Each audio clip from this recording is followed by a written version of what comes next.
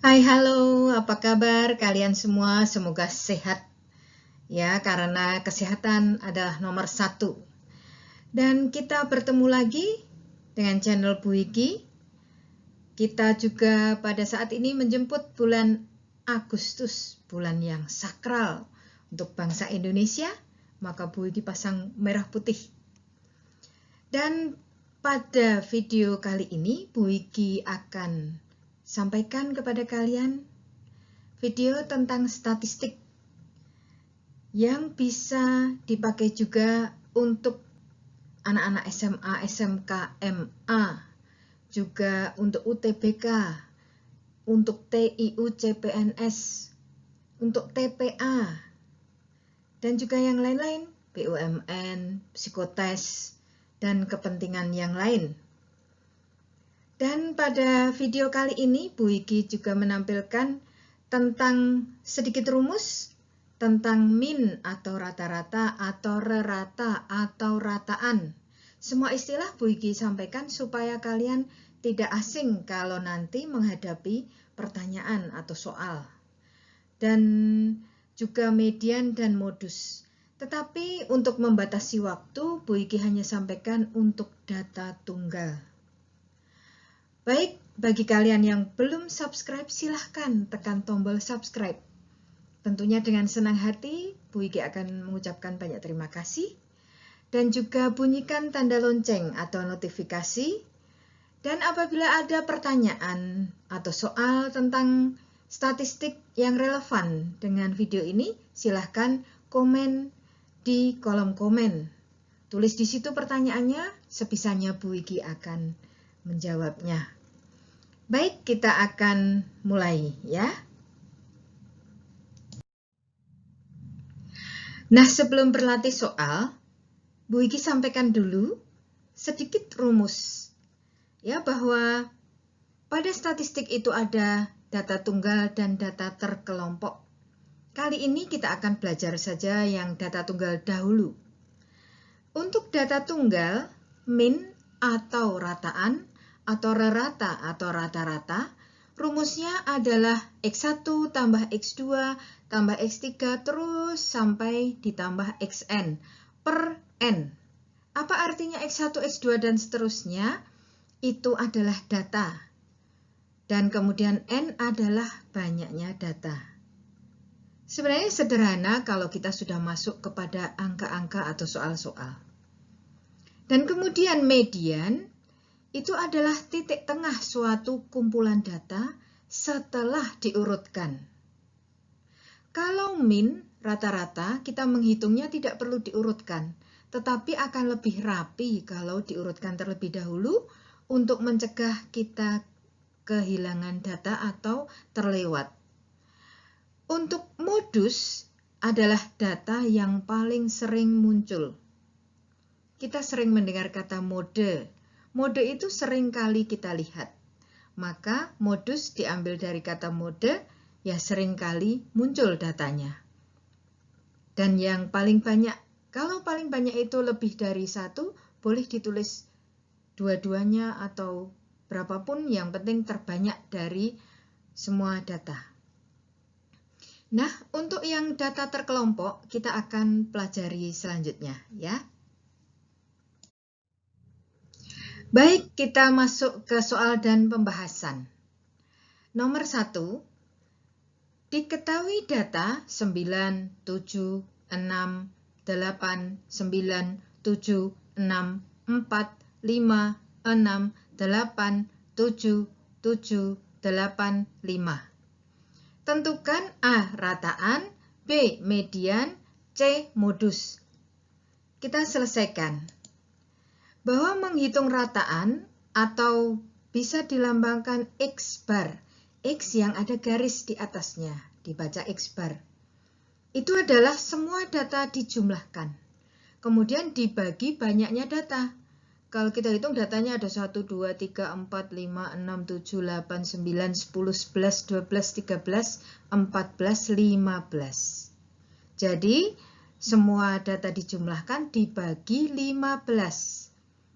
Hasilnya adalah 6,8. Kita usahakan menghitung dijumlahkan manual, kemudian dibagi, sebisanya memakai desimal, karena biasanya tidak boleh memakai kalkulator kalau masuk ke dalam ruang tes atau ruang ujian.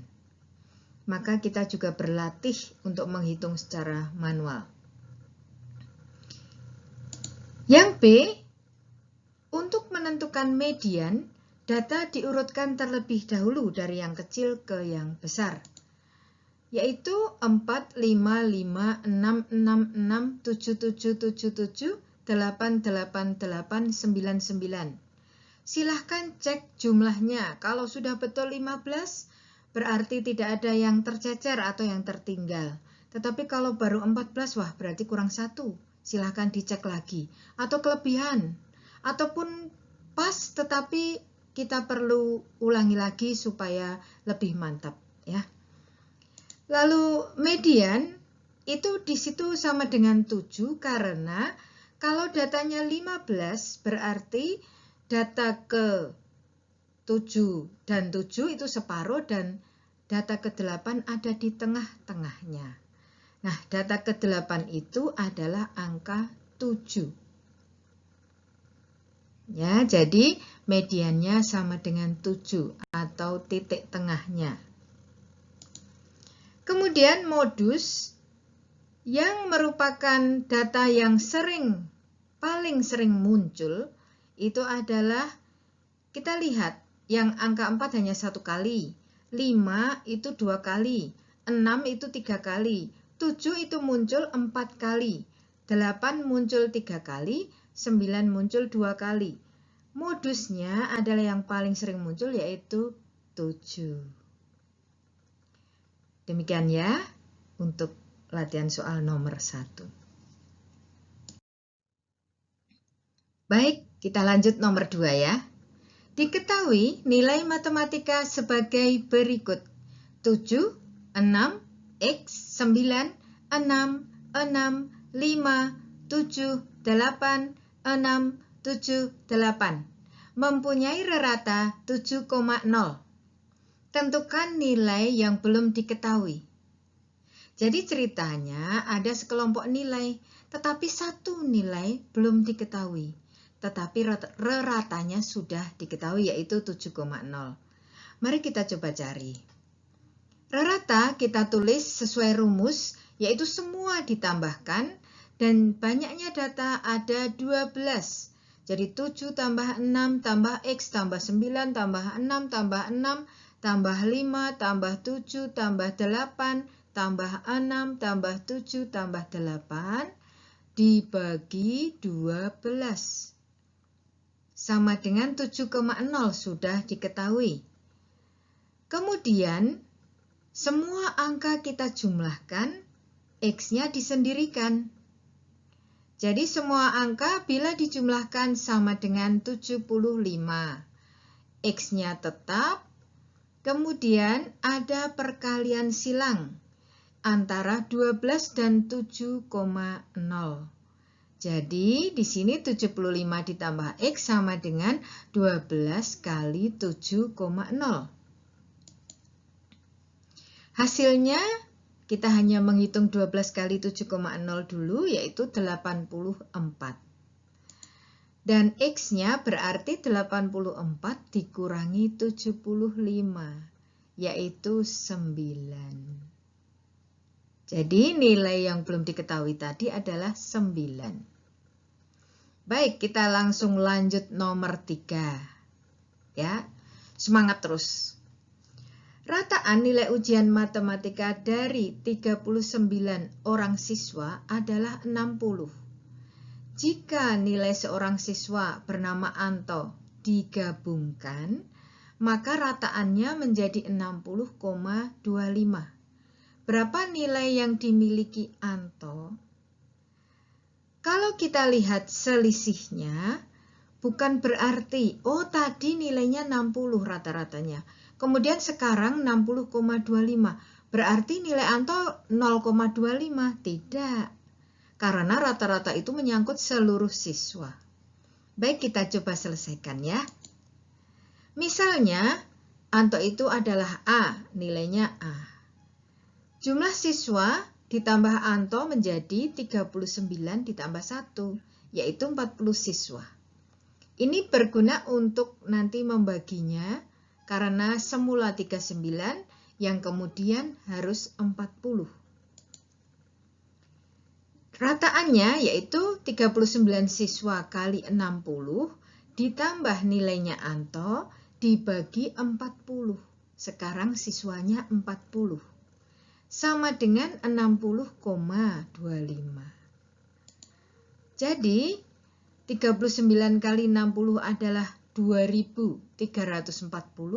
ditambah A sama dengan kembali perkalian silang yaitu 40 kali 60,25. Nah, hasil dari 60,25 kali 40 adalah 2410. Jadi nilai Anto sama dengan 2410 dikurangi 2340. Berapa itu nilai Anto? 70. Nah, begitu ya untuk nomor 2 dan nomor 3 sekaligus.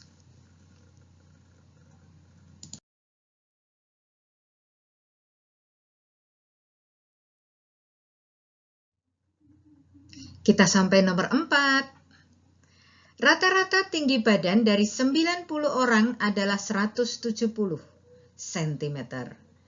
Jika 10 orang tidak diikutkan, rata-ratanya menjadi 170,25. Berapa rata-rata tinggi badan yang tidak diikutkan? Mari kita coba. Misalnya 10 anak yang tidak diikutkan, itu kita beri lambang 10B. 10 anak, anak-anaknya diberi lambang B. Jumlah anaknya menjadi 90 dikurangi 10, jadi hanya 80 terakhirnya. Jadi rata-ratanya tadi kan 90 anak. Tinggi badannya 170 dikurangi 10 anak yang dilambangkan B tadi dibagi 80. Karena sekarang tidak lagi 90 anak tetapi 80 anak. Rata-ratanya menjadi 170,25. 90 kali 170 adalah 15.300. Kita harus bisa membedakan antara kali dengan ribuan ya. Lalu dikurangi 10B sama dengan 170,25 kali 80. Masih berlaku perkalian silang. Nah, lama-lama kita akan bisa karena sering terulang. Hasilnya adalah 13.620. Yang ruas kiri tetap, ruas kanan dihitung. Dan kemudian yang 10B di ruas kiri minus, pindahlah ke kanan supaya menjadi plus. Kemudian 13.620 dari ruas kanan pindahlah ke kiri karena dari plus menjadi min. Jadi 15.300 dikurangi 13.620 sama dengan 10B. Nah, berarti pengurangan adalah hasilnya 1680. Itu sama dengan 10B. Berarti B-nya adalah 1680 dibagi 10. Hasilnya gampang karena ada 0 di pembilang dan 0 di penyebut. Sehingga B itu yang merupakan rata-rata tinggi badan 10 siswa adalah 168. Ini adalah rata-rata karena tinggi badan mereka mungkin tidak sama. Tetapi 10 orang itu kalau di rata-rata tingginya 168 cm. Itu tadi latihan yang nomor 4 ya.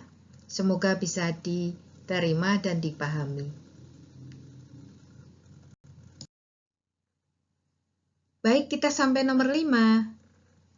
Diketahui data pada tabel berikut.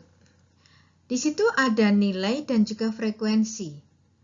Pada nilai ada angka-angka 4, 5, 6, 7, 8, 9. Dan pada frekuensi ada 2, 5, 8, 10, 7, 4. Kita disuruh menentukan min, median, dan modus.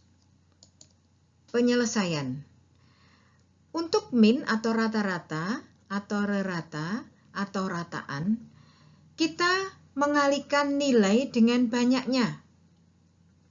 Yaitu di sini 4 kali 2. Karena nilai 4 ada 2. Kemudian ditambah 5 kali 5. Ditambah 6 kali 8. Ditambah 7 kali 10. Ditambah 8 kali 7. Ditambah 9 kali 4. Dibagi, frekuensinya ditambahkan semuanya. Jadi 2 ditambah 5 ditambah 8 ditambah 10 ditambah 7 ditambah 4. Nah hasilnya 4 kali 2 itu 8. 5 kali 5 25. 6 kali 8 48. 7 kali 10 70. 8 kali 7 56. 9 kali 4 36. Dibagi jumlahnya tadi, langsung dijumlah juga tidak apa-apa. Nah hasilnya setelah ditambahkan ada 243 dibagi jumlah dari frekuensinya 36. Dan hasilnya adalah 6,75. Kalian bisa cek kalau rata-ratanya ini janggal. Misalnya kalian keliru komanya menjadi 67,5.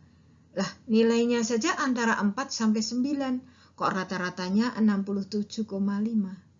Jadi secara nalar atau logika kita pun harus ngecek ya. Baik, yang B median itu terdapat jumlah datanya tadi 36. Maka median terletak antara data ke-18 dan 19. Kalau jumlah datanya ganjil, maka ada angka yang persis di tengah. Karena genap ke kiri dan genap ke kanan, tengah ada 1. Tetapi kalau jumlah datanya genap, yaitu seperti sekarang ini 36, maka median itu adalah data tengah 2. Jadi 18 dan 19, karena di sana 18, di sana 18, dijumlah 36. Nah, data ke-18 itu adalah 7, kemudian data ke-19 kebetulan juga masih 7. Maka mediannya atau lambangnya ME itu sama dengan 7. Itu mediannya ya. Kemudian modus di sini merupakan data yang paling banyak frekuensinya. Nilai 7 frekuensinya 10, sedangkan yang lain kurang dari 10. Maka nilai 7 merupakan modus. Kuncinya hanya pada frekuensi terbanyak. Begitu ya. Baik, kita sudah sampai nomor 6. Dari tabel berikut, diketahui nilai rataannya adalah 52,4. Tentukan nilai P. Mana toh P-nya itu? Oh, ada di tengah-tengah. Di sini nilai itu ada 37, 42, 47, 52, 57, 62, 67. Kadang-kadang dibuat jaraknya sama, ini berasal dari suatu interval. Nanti setelah video ini kita akan mempelajarinya untuk data terkelompok ya. Nah, frekuensinya untuk yang nilai 37 ada 1, nilai 42 ada 8, nilai 47 ada 9, nilai 52 ada P, nilai 57 ada 10, nilai 62 ada 8, nilai 67 ada 2. Jadi ada satu nilai yang jumlah anaknya tidak tahu. berapa anak ini? Mari kita cari rataannya yang sudah diketahui rataannya, tetapi satu yaitu jumlah anaknya belum diketahui. Jadi rataannya adalah 37 kali 1 ditambah 42 kali 8 ditambah 47 kali 9 ditambah 52 kali P ditambah 57 kali 10 ditambah 62 kali 8 ditambah 67 kali 2. Dibagi semuanya dijumlah kecuali P. Jadi jumlah angka-angkanya atau jumlah frekuensinya adalah 38 ditambah P. Nah, sekarang kita kalikan masing-masing. 37 kali 1, 37. 42 kali 8 ada 336. 47 kali 9 ada 423. Kemudian 52P tetap 52P. 57 kali 10, 570. 62 kali 8 itu 496 dan 67 kali 2 adalah 134. Dibagi 38 ditambah P sama dengan 52,4. Nah, semuanya dijumlah kecuali 52P. Angka-angkanya semua dijumlah dan jumlahnya adalah 1996 ditambah 52P dibagi masih tetap 38 ditambah P sama dengan 52,4. 1996 ditambah 52P sama dengan perkalian silang, yaitu 52,4 kali 38 ditambah P diberi kurung karena terdiri dari 2 suku. Jadi sekarang yang kita hitung adalah yang ruas kanan, yang ruas kiri tetap. Ruas kanan itu 52,4 kali 38 adalah 1991,2. Ditambah 52,4 kali P adalah 52,4 P. Nah, sekarang sekiranya ruas kiri itu 1996 itu lebih besar dari yang ruas kanan, maka biarkan saja yang ruas kanan pindah ke ruas kiri. Jadi 1991,2 dipindah ke ruas kiri. Menjadi dikurangi. Lalu yang 52P dari penjumlahan dipindah ke ruas kanan menjadi min. Sehingga persamaannya menjadi 1996 dikurangi 1991,2 sama dengan 52,4P dikurangi 52P. Nah, di sini yang ruas kiri itu adalah 4,8 hasil pengurangannya dan ruas kanan adalah 0,4P. Sehingga P-nya adalah 4,8 dibagi 0,4. Kalau kalian kesulitan membagi, silahkan kalikan 10. Atas dan bawah, pembilang dan penyebut, sehingga menjadi 48 dibagi 4. Itu sudah akan menjadi mudah. Ya. Jadi P-nya adalah 12. Begitu ya, nomor 6, semoga bisa dipahami. Silakan bertanya kalau belum paham. Baik, kita sampai nomor 7. Suatu kelas terdiri dari 41 siswa. Rata-rata nilai ulangannya 70. 2 orang siswa memiliki nilai sama dan terendah. Jika kedua siswa tersebut tidak diikutsertakan, nilai rata-ratanya menjadi 72. Berapa jumlah nilai kedua siswa tersebut? Mari kita selesaikan. Misalkan 2 anak tersebut dinamai 2P. Jumlah anaknya dari 41 karena 2 tidak ikut, sehingga dikurangi 2 menjadi 39. Nah, rata-ratanya tadi 72. Dari mana? 41 siswa kali 70 nilainya dikurangi 2P dibagi 39. Sama dengan 72.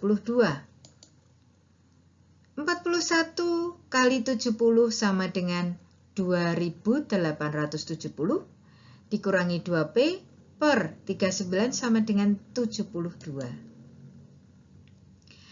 2870 dikurangi 2P sama dengan, kembali kita adakan perkalian silang, yaitu 72 kali 39. Dan hasilnya adalah 2808. Nah, 2870 dikurangi 2808 sama dengan yang tadi min 2P ada di ruas kiri dipindah ke ruas kanan supaya positif. Nah, sekarang berarti 2P-nya sama dengan hasil pengurangannya adalah 62. Yaitu dari 2870 dikurangi 2808. Sehingga P-nya sebenarnya adalah 62 dibagi 2. Jadi 31 itu adalah nilai masing-masing anak. Dan mereka nilainya sama dan terendah. Tetapi yang ditanyakan adalah jumlah nilai kedua siswa tersebut. Sehingga jumlahnya ya 62 itu. Demikian ya. Baik, kita sampai nomor 8. Di sini Bu Iki sajikan diagram batang. Perhatikan diagram batang yang menggambarkan jumlah perumahan yang terjual selama 6 tahun. Rata-rata penjualan perumahan per tahun adalah titik-titik unit. Pada sumbu mendatar, kita lihat adalah tahun, dari tahun 2009 sampai 2014. Dan pada sumbu tegak atau sumbu Y, itu adalah banyaknya rumah yang terjual dalam unit, yaitu 4, 8, 12, dan 16. Tahun 2009 itu laku 4 unit. Tahun 2010 itu 8 unit. Tahun 2011, kalau tidak ada angkanya, itu terletak di antara 4 dan 8, dan pas di tengah-tengah, sehingga kita bisa perkirakan bahwa itu adalah 6. Dan tahun 2012 itu 12 unit. Tahun 2013 ada 16 unit. Tahun 2014 ada kembali di antara 12 dan 16, yaitu 14 unit. Lalu kita hitung rata-ratanya seperti biasa, semua dijumlahkan, banyaknya rumah yang terjual yaitu 4 tambah 8 tambah 6 tambah 12 tambah 16 tambah 14 dibagi tahunnya ada 6. Yaitu hasil penjumlahannya 60 dibagi 6. Hasilnya adalah 10 unit. Jadi rata-ratanya adalah 10 unit tiap tahun terjualnya. Begitu ya. Hai, kita sampai nomor 9. Di sini disajikan sebuah histogram. Histogram di samping menunjukkan hasil panen dalam ton ladang milik Pak Badri. Min dari hasil panen tiap tahun adalah titik-titik ton. Di sini kita lihat pada sumbu mendatar adalah tahun seperti tadi, dan sumbu tegak adalah jumlahnya. Tetapi di sini dalam ton satuannya. Penyelesaiannya, kita lihat dulu panen tahun 2014 ada 4 ton. Panen tahun 2015 ada 8 ton. Panen tahun 2016 ada 12 ton. Panen tahun 2017 ada 16 ton. Panen tahun 2018 ada 10 ton, yaitu di antara 8 dan 12.